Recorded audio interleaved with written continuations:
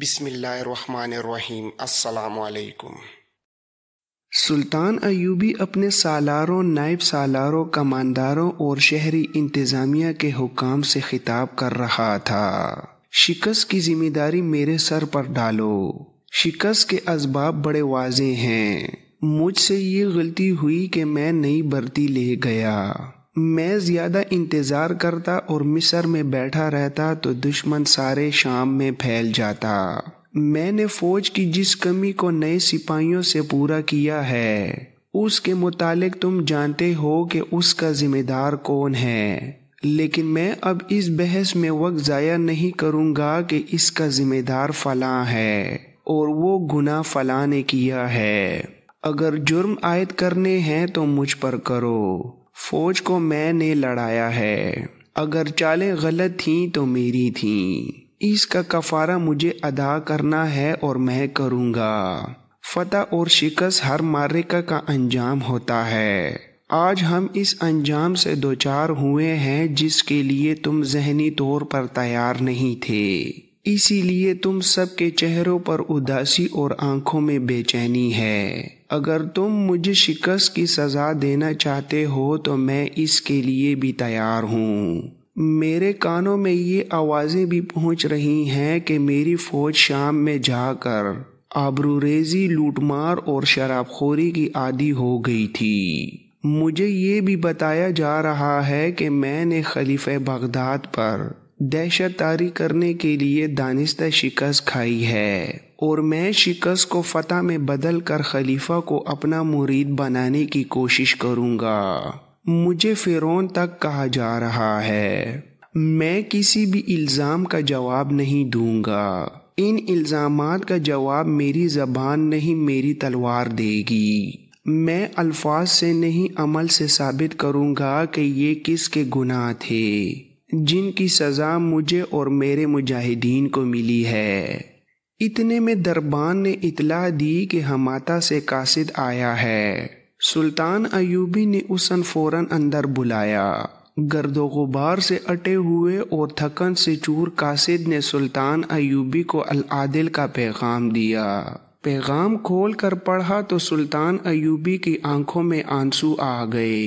اس نے پیغام ایک سالار کے ہاتھ میں دے کر کہا، یہ پڑھ کر سب کو سناؤ۔ جوں جوں سالار پیغام پڑھتا جا رہا تھا سب کی آنکھوں میں چمک آتی جا رہی تھی۔ سسکیوں کی طرح 3-4 سرگوشیاں سنائی دیں، زندہ باد، زندہ باد۔ سلطان ایوبی نے کہا، یہ گناہگاروں کا کارنامہ ہے۔ تم میں سے جو قاہرہ میں تھے نہیں جانتے کہ العادل کے پاس کتنی فوج ہے۔ تم یہ بھی نہیں جانتے کہ بالڈون کے پاس 10 گنا زیادہ فوج تھی۔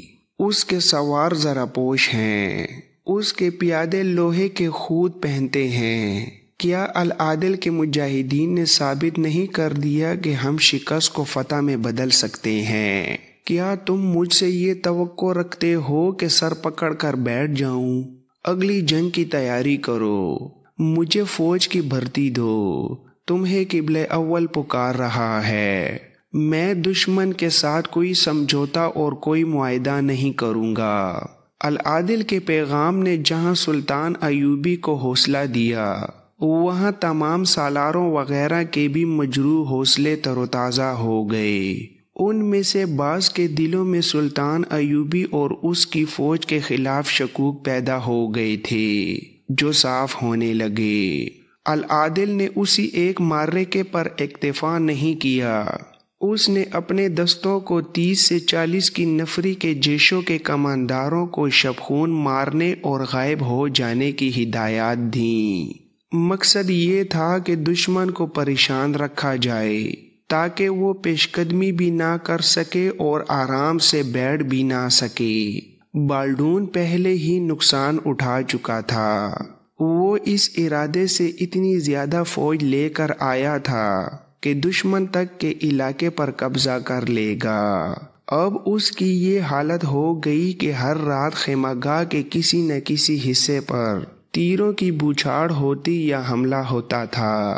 فوج کے بیدار ہونے تک حملہ آور دور نکل گئے ہوتے تھے۔ بالڈون نے فوج کو تمام تر علاقے میں دور دور پھیلا دیا۔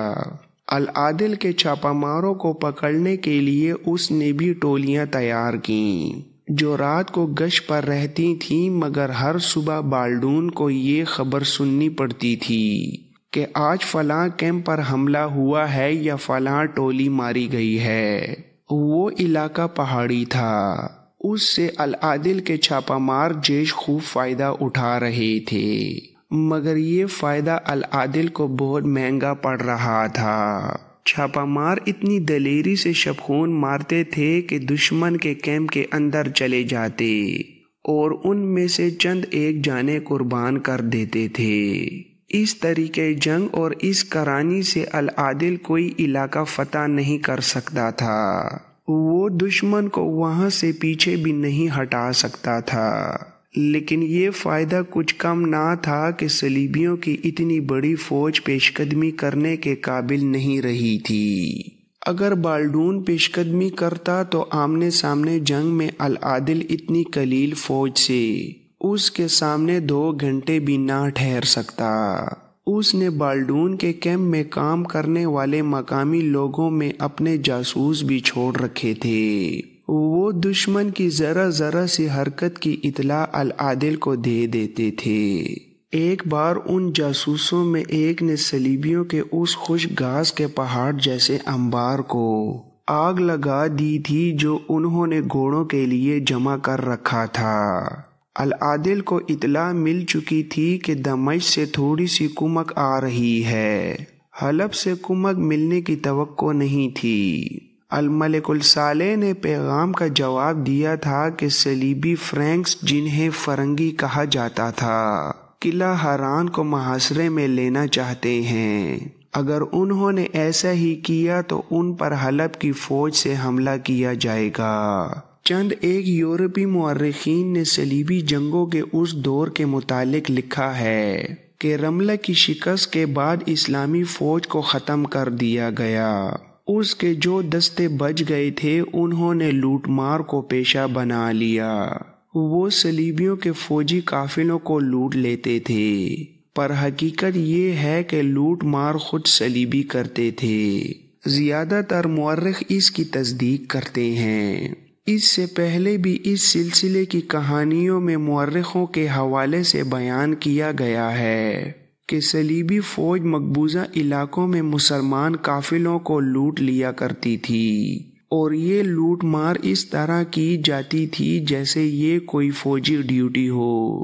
جن مسلمان دستوں کے متعلق چند ایک مورخوں نے لکھا ہے کہ وہ لوٹ مار کرنے لگے تھے، وہ العادل کے چھاپہ مار جیش تھے جنہوں نے شاہ بالڈون کی اتنی بڑی فوج کو گوریلا آپریشن سے ایک ہی علاقے میں الجھا لیا تھا۔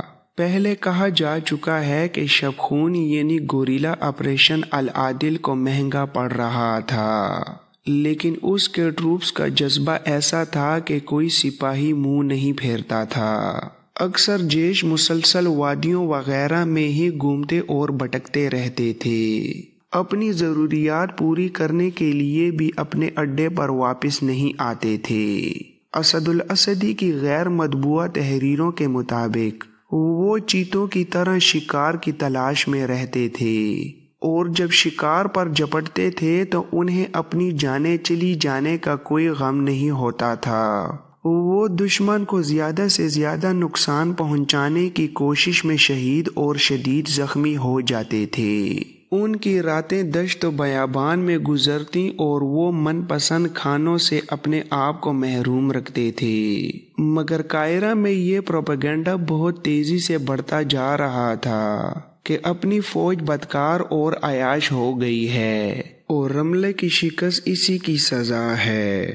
قاہرہ کی انٹیلیجنس کو یہ پتہ نہیں چلتا تھا کہ یہ پروپیگنڈا کہاں سے اٹھ رہا ہے۔ کیا یہ نئی سپاہیوں کی غیر محتاط باتوں کا نتیجہ ہے یا دشمن کے باقاعدہ ایجنٹ سرگرم ہیں؟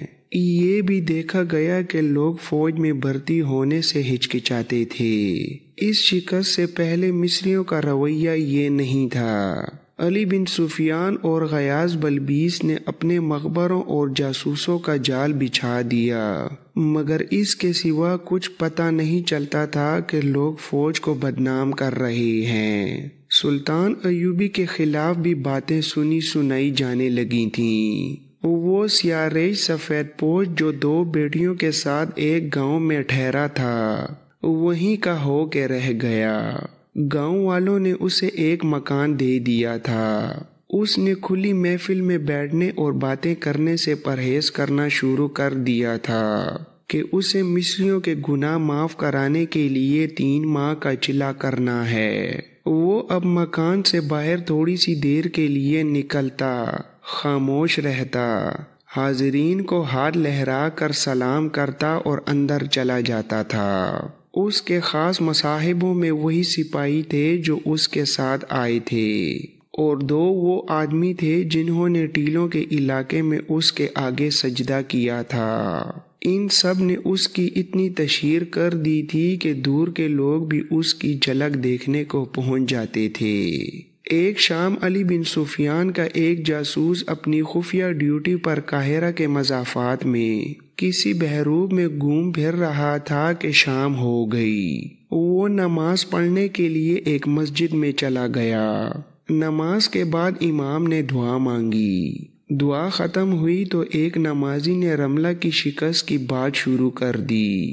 اس نے سلطان ایوبی کی فوج کے خلاف وہی باتیں کیں جو سیاہ ریش نے کی تھیں۔ اس نمازی نے سیاہ ریش کا حوالہ اس طرح دیا کہ وہ غیب دان ہے اور جنات اسے رزق پہنچاتے ہیں۔ اس نے سفر کی پوری روایت سنائی اور بتایا کہ کس طرح غیب سے انہیں پانی اور کھجوریں ملی تھیں۔ تمام نمازی انہماک سے اس کی باتیں سنتے رہے۔ اس نے بات ختم کی تو نمازیوں نے اس سے اس قسم کی باتیں پوچھنی شروع کر دیں۔ وہ مرادیں پوری کرتا ہے، لا علاج مریضوں کو شفا دیتا ہے، آنے والے وقت کا حال بتاتا ہے، اولاد دیتا ہے۔ سنانے والے نے انہیں بتایا کہ ابھی وہ سب کو یہی ایک بات بتاتا ہے کہ سلطان ایوبی اور اس کی فوج میں فرعونوں والی خصلتیں پیدا ہو گئی تھیں اور شکست کی وجہ یہی ہے، اور وہ یہ بھی بتاتا ہے کہ نہ خود فوج میں بھرتی ہونا اور نہ کسی کو ہونے دینا، ورنہ نقصان اٹھاؤ گے، کیونکہ گناہوں کی سزا کا ابھی وقت پورا نہیں ہوا، اور یہ بھی کہ وہ 3 ماہ کا چلا کر رہا ہے۔ اس کے بعد وہ بتائے گا کہ مصر والوں کے گناہ بخشے گئے ہیں یا نہیں۔ یہ آدمی مسجد سے نکل کر گاؤں سے باہر کو چل پڑا۔ علی بن سفیان کا جاسوس اس کے پیچھے گیا اور اس سے پوچھا کہ وہ اس عالم سے کس طرح مل سکتا ہے۔ اس نے اپنا مدعا یوں بیان کیا: میں فوج میں ہوں۔ تمہاری باتیں سن کر میرے دل میں یہ ڈر پیدا ہو گیا ہے کہ اپنی فوج کے گناہوں کی سزا مجھے بھی ملے گی۔ میں بھی دمشق اور حلب کے محاذوں پر گیا تھا۔ میں نے بھی وہی گناہ کیے ہیں جن کا ذکر تم کر رہے ہو۔ مجھے اس عالم بزرگ کے پاس لے چلو۔ اگر وہ کہے گا کہ فوج سے بھاگ جاؤ تو بھاگ جاؤں گا، وہ جو خدمت کہے گا کروں گا۔ میں اللہ کے قہر سے ڈرتا ہوں۔ اس نے اتنی منت سماجت کی کہ اس کے آنسو نکل آئے۔ اس آدمی نے کہا: میرے ساتھ چلو، لیکن کسی سے ذکر نہ کرنا کہ تم اس کے پاس گئے تھے۔ وہ آج کل چلے میں ہے، کسی کے ساتھ بات نہیں کرتا۔ وہ جو پوچھے صرف اس کا جواب دینا، فالتو بات نہ کرنا۔ جاسوس نے پوچھا: تم اسی گاؤں کے رہنے والے ہو؟ تم نے بتایا تھا کہ تم رملہ کے محاذ سے آئے ہوئے سپاہی ہو، اسی لیے تو میں قرآن پر ہاتھ رکھ کر کہہ سکتا ہوں کہ یہ بزرگ خدا کے مصاحبوں میں سے ہے۔ میں نے میدان جنگ کا قہر دیکھا ہے اور میں نے سفر کا قہر بھی دیکھا ہے، لیکن اس بزرگ نے راگزر کو گلزار بنا دیا تھا۔ میں اب فوج میں واپس نہیں جا رہا۔ گاؤں دور نہیں تھا۔ وہ باتیں کرتے پہنچ گئے۔ رات گہری ہو چکی تھی۔ سپاہی نے جاسوس کو اندھیرے میں کھڑا رہنے کو کہا اور اس مکان میں چلا گیا جہاں سیاہ ریش سفید پوش رہتا تھا۔ تھوڑی دیر بعد واپس آیا۔ سپاہی نے کہا کہ وہ پیچھے والے دروازے سے اندر چلا جائے۔ وہ خود اس کے آگے آگے چل پڑا اور دونوں دروازے میں داخل ہو گئے۔ ڈیوڈی سے گزرے، صحن سے گزرے اور ایک کمرے میں داخل ہو گئے۔ صحن میں روشنی تھی۔ دونوں لڑکیاں جنہیں سیاہ ریش نے اپنی بیٹیاں بتایا تھا ایک اور کمرے میں تھیں۔ انہیں جب صحن میں قدموں کی آہٹ سنائی دی تو دونوں نے دریچے کا کواڑ ذرا سا کھول کر دیکھا۔ ایک لڑکی اتنی چونکی کہ اس کے منہ سے اوہ نکل گئی۔ دوسری لڑکی نے پوچھا، کیا ہوا؟ کون ہے یہ؟ شاید مجھے دھوکا ہوا ہے۔ میں نے اس شخص کو کہیں پہلے بھی دیکھا ہے۔ اور وہ گہری سوچ میں کھو گئی۔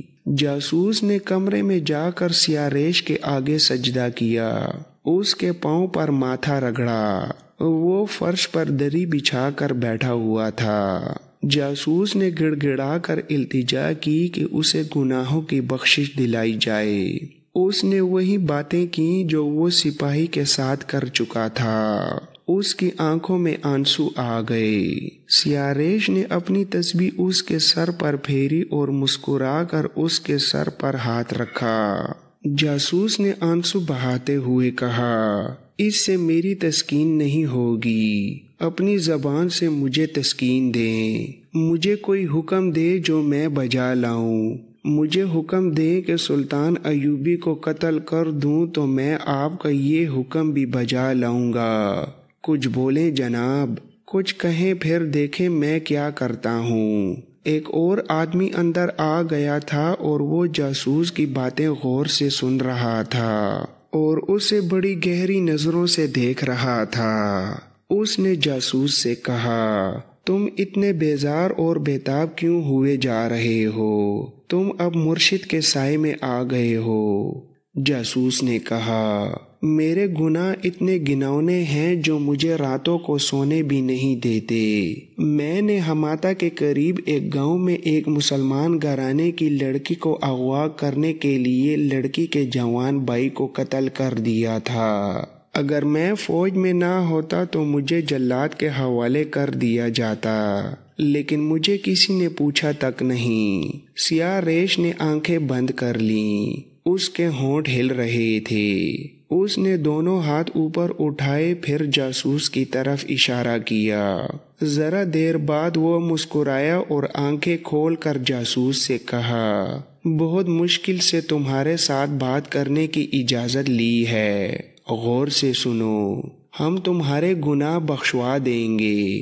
تم کل پھر یہاں آؤ، کسی کے ساتھ ذکر نہ کرنا ورنہ تمہارے خاندان کا انجام بہت خوفناک ہوگا۔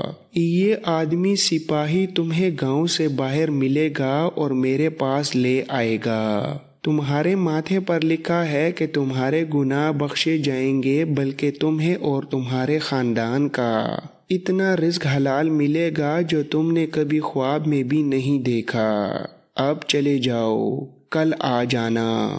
اور سیاہ ریش پھر مراقبے میں چلا گیا۔ سپاہی نے اور دوسرے آدمی نے جاسوس کو اٹھایا اور صحن میں لے جا کر اسے سیاہ ریش کی ایسی معجزہ نما باتیں سنائیں جنہوں نے جاسوس کو مسحور کر لیا۔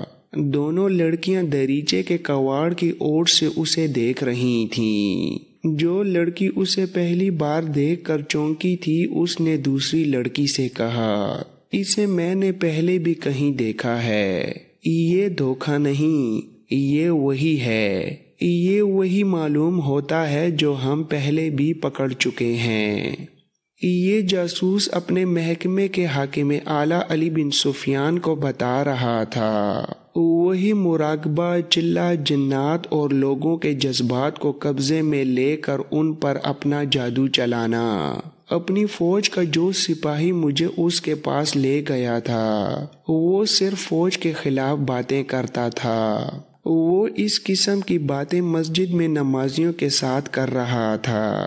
اس نے میرے ساتھ جو باتیں کیں ان سے پتہ چلتا تھا کہ اس کے اور بھی کئی ساتھی ہیں اور وہ مسجدوں میں جا کر نمازیوں کو فوج کے خلاف اکساتے ہیں، محاذ کی جھوٹی باتیں سناتے ہیں اور زور اس پر دیتے ہیں کہ فوج میں بھرتی ہونا گناہ ہے۔